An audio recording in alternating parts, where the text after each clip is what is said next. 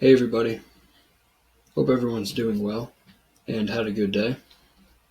And in this video, I will briefly review the Emini 5-minute chart for Monday, August 11th, 2025. And I wanted to start by zooming out and looking at the RTH chart without looking at the Globex chart. Here's the context going into the day. It looks like we have a spike and channel bull trend. So very strong spike phase, breakout for the bulls, pullback begins either a reversal for the bears or the channel phase for the bulls. In this case, we got a channel up. And as we go into the day, it's possible we have a late leg in the channel. We've had several pushes up, several tests of the bull channel line. We also fell below a major higher low. So the market broke out to a new high on bar 55 on Friday and closed above that high. So this would be a major breakout to a new high, which makes this a major higher low. So if the market falls below this low, it's either in a trading range or a bear trend. So at this point going into the day, I suspect the market is in breakout mode, probably a trading range, and possibly reversing into an opposite trend. And I suspect there are sellers above yesterday's high because it's high in the channel, so we're in the sell zone. There's also a late leg in the channel, and the bulls appear to be exhausted. Pretty strong rally at the end of Friday, but obviously occurring late in a bull channel, so it might be just an exhaustive buy climax. But nothing for the bears to sell yet for a major reversal either, which is why I think it's probably a trading range going into the day in its breakout mode.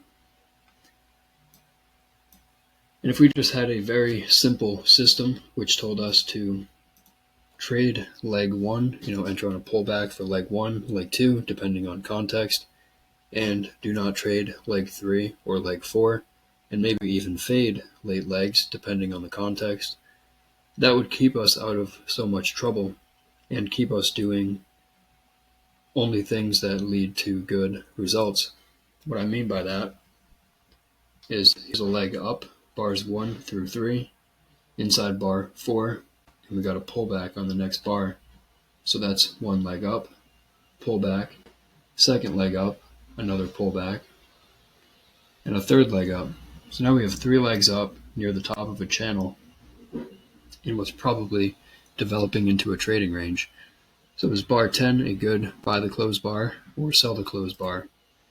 It's an outside bar, expanding triangle on a smaller time frame. So if you're buying high in a trading range on the smaller time frame, but you're also buying high in the channel on the higher time frame.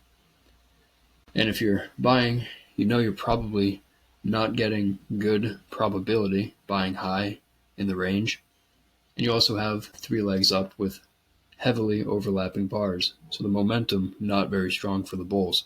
Buying here, stop below 10, going for a measured move is a negative trader's equation.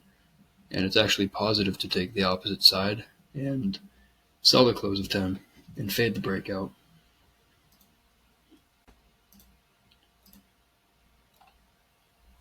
Which worked well for the bears. Because it's 3 legs up, we may get a 2-legged pullback or possibly even a reversal. We have a bad signal bar, bar 76 on Friday, so that's a test magnet. Also bull trend line, which isn't perfect. It's just a parallel of the channel line drawn as a best fit line. But there is support below the market, and it may be a magnet if the market's in a trading range. Gaps should close. And we tested that price on bar 16, but the channel down was tight. We may have to get maybe one more push down before we find buyers, but this rally creates support, so there's probably support to the right somewhere around here. The downside might be limited. Now the bears have 1, 2, 3 legs down to support, so we're in the buy zone of the trading range. Good bull bar 21, better to exit shorts if you're short, and bulls can look to buy and enter on a pullback. maybe a 50% pullback, high 2 setup for the bulls, looking for another leg up in the trading range. It still might be a bull channel, so bulls will buy, betting that we'll get to a higher high and to yesterday's high, and then we get the bull breakout strong enough for a second leg. It's probably by the close, but the upside might be limited. There are layers of resistance. And then a bull breakout 32, but it's a huge bar. It's the biggest bar, or one of the biggest bars on the chart, and it's occurring late in the channel.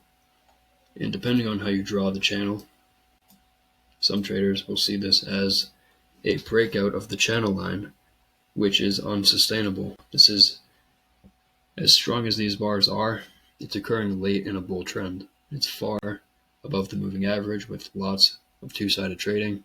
This may not be as strong as it appears for the bulls. What it might be is a buy climax testing resistance, and once we get to whatever magnet the market is testing, it can quickly reverse. In general, when you have a bull breakout of a bull channel, you expect a reversal within 5 bars, and then for the market to test the trend line, and that's going to happen about 75% of the time.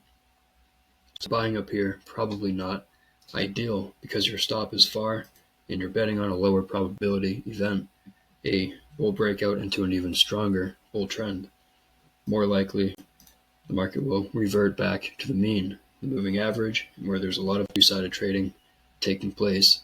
Every time we test this resistance line, the bull channel line, we find sellers. So there's probably sellers up here. And then no follow through for the bulls 33, reversal and follow through 34, probably sell the close, sell a pullback, good area for the bears to sell, second leg down likely, and if this is an exhaustive buy climax and it's going to fail, you have to respect the possibility that we come back on and test the bull trend line.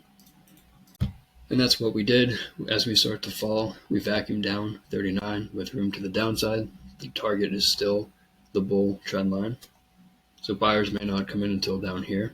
Nothing to buy here. Weak high 2, sells above 43, and we test that target.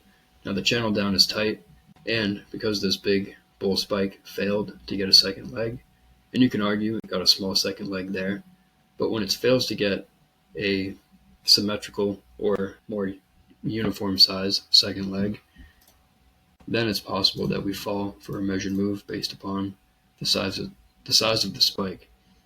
And if this is a spike in channel bull trend, you expect channels to evolve into trading ranges, and the trading range can go back and test the start of the channel, which was all the way back down on the bar 27 low on Friday, which is near a measured move down of the spike. So it's not impossible for the market to get down here. Plus, there are other factors at play. We have what might be an expanding triangle.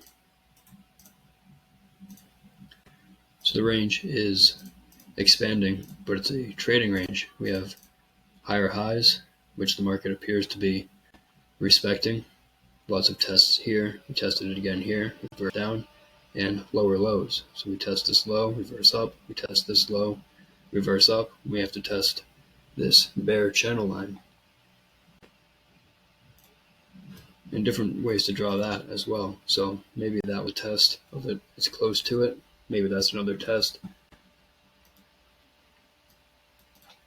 But eventually we got all the way down here. Big bear bar 63 occurring late in the bear swing. This is probably exhaustion and doesn't necessarily mean reversal. It just means a pause in the bear trend, and we may close the breakout gap, which we almost did, or we did on the very next bar. But still not a very good reversal for the bulls. Buying pressure is good on 64, but there's no major reversal setup, and 63 probably needs a second leg. Low 2, and the bears starting to get their second leg, and then another sell climax below the bear channel line, only to reverse up once again. So it's another big bear bar, but it's similar to 63 and 32. These are These sell climaxes are bear traps. They trick bears into selling too low, and they trick bulls who are long into finally giving up on the trade, only for the market to reverse right back up again. And that's all the time I have for today. So thanks everybody. I appreciate everybody for watching and listening, and I hope everyone has a good night.